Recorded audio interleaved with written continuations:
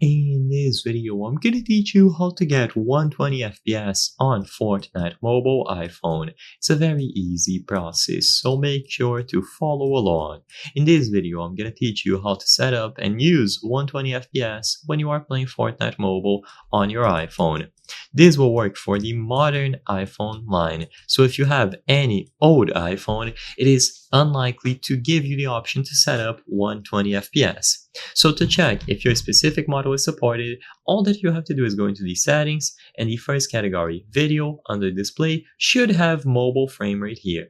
So if you have a modern phone that supports 120Hz and consequently higher FPS, it is going to be available here in the list. So you will have 20, 30, 60, and then finally 120.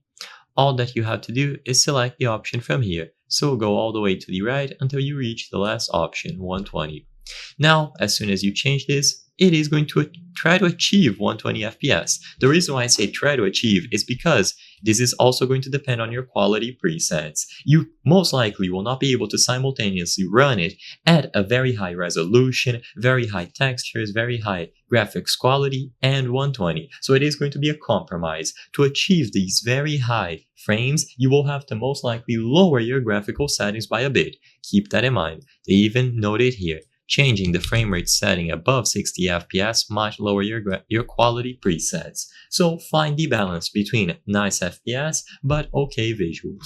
If you go over here and you don't have the option to set it to 120, so you will have 20, then 30, and then it ends at 60, this means that your phone does not support 120 FPS. And in this case, there isn't anything that you can do. It is going to be a hardware limitation and your phone is simply capable of achieving those high frames.